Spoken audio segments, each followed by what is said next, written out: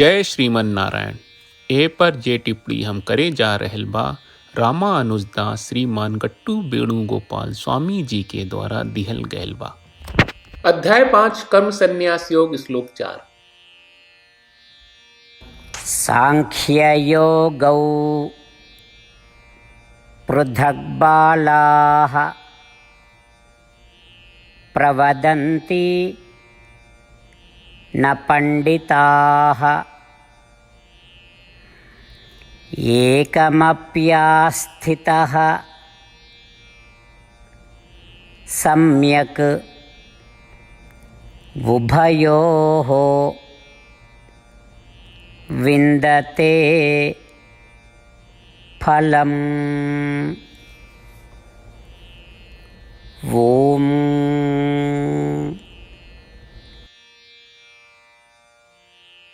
गीताचार्य श्री कृष्ण परमात्मा अर्जुन समेत हमनी सबके कर्म संन्यास योग सिखा रहल बानी। परमात्मा कहत बाड़न कि अर्जुन कुछ समय तक कर्मयोग कहला के बाद आत्मज्ञान पैदा हो जाला।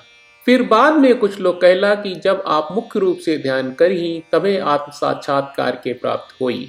फिर कुछ लोग कहला कि ई अवधारणा एक दूसरा पर आधारित बा, काहे कि पहला कर्मयोग होला, आ कर्मयोग से ज्ञान योग होला, आ ज्ञान योग से आत्म साक्षात्कार होला। हालांकि ई सब लोग कुछ ना जानत बा। अर्जुन कर्मयोग आ ज्ञान योग दोनों स्वतंत्र रूप से हमनी के आत्म साक्षात्कार आ आत्मबोध प्रदान करेला। ई दोनों आत्म साक्षात्कार आ आत्मबोध देवे में सक्षम बा। ऐसे चाहे कर्मयोग होके या ज्ञान योग, अगर रौरा एकर बढ़िया से आ मजबूती से अभ्यास करी ता रौरा आत्म साक्षात्कार के प्राप्त जरूर करी। एक तरह से श्री कृष्ण परमात्मा हमनी के सब केहू के सूचित कर रहल बानी कि कर्म योग आ ज्ञान योग दोनों में स्वतंत्र रूप से हमनी के आत्म साक्षात्कार के फल देवे के क्षमता बा। परमात्मा के शिक्षा के मनन करत हमनी सब केहू अपन जीवन निस्वार्थ कर्म या बिना परिणाम के उम्मीद के काम करत जिए के चाहिए, और हमनी के सब केहू परमात्मा के वचन दोहरावे के चाहिए।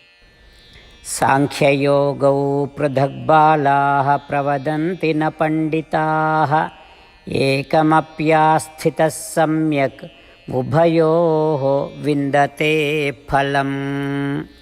श्रीमद् भगवत गीता का पूरा सार श्री कृष्ण परमात्मा ने अध्याय 18वें के श्लोक 65 से 70 में 8 काम करे खातिर दिले बाड़े। श्री कृष्ण कहले, हम ओ लोगन से प्रेम करनी जो लोग इन 8 बातन के मान तारे। हम ओ भक्तन के हर तरह से रक्षा करब। श्री कृष्ण परमात्मा के द्वारा बोलल गईल संपूर्ण भगवत गीता सुनला के बाद अर्जुन कहले, करिष्ये वचनम त्वा, जेके मतलब बा कृष्ण मैं उही करब जौन आप कही। यही कारण बा श्री कृष्ण अर्जुन के हर तरह के सफलता आ विजय प्रदान करेले।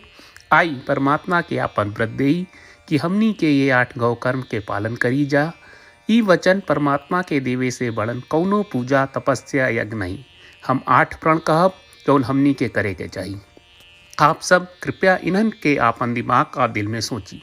श्री कृष्ण के आपन वचन देवे के ई तरीका में हमनी सब की कल्पना करे के चाहिए कि श्री कृष्ण का चेहरा खुशी से चमकत बा और खुशी के एहसास करत बा। जय श्रीमन नारायण।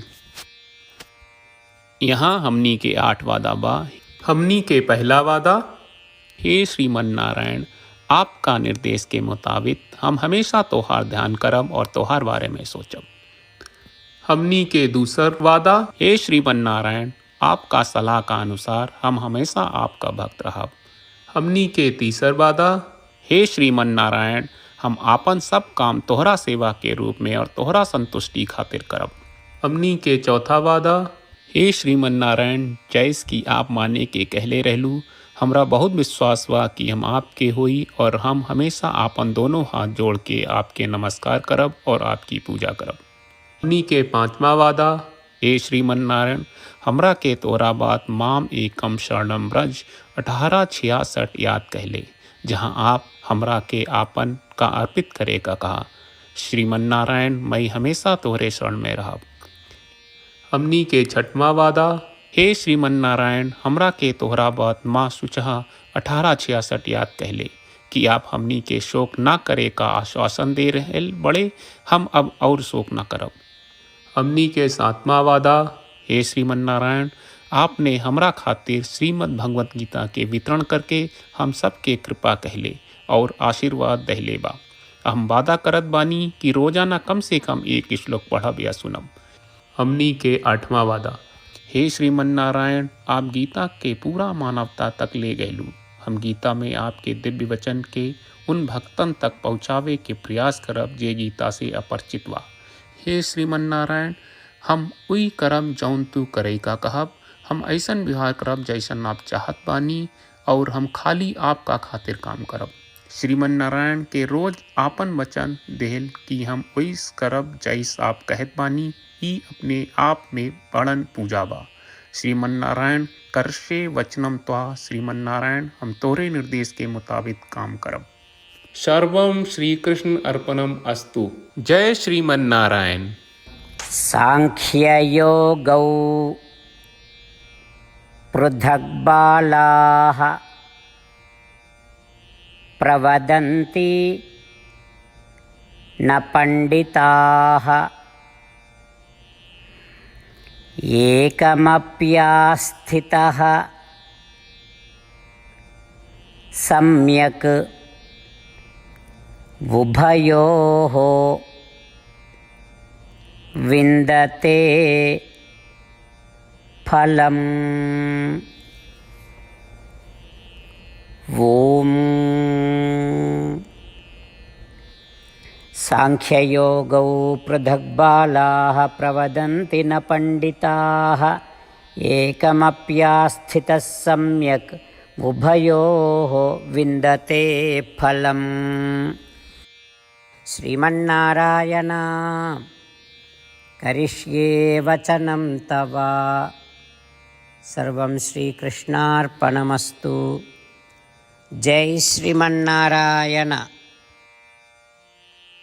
जय श्रीमन नारायण। सब भक्त लोगों से विशेष अनुरोध बा, जीवन में हर चीज में हमनी के तत्कालिक और प्रभावशाली परिणाम की अपेक्षा रहेला। एकरा खातिर आइए रोजाना 1 मिनट के समय निकालल जाए और नारायण आश्रम पढ़ल जाए। नारायण आश्रम प्राप्त करे खातिर नारायण आश्रम वेबसाइट पर जाई, जो www.narayanashram.org है, और पंजीकरण में आपन नाम और ईमेल दर्ज करी।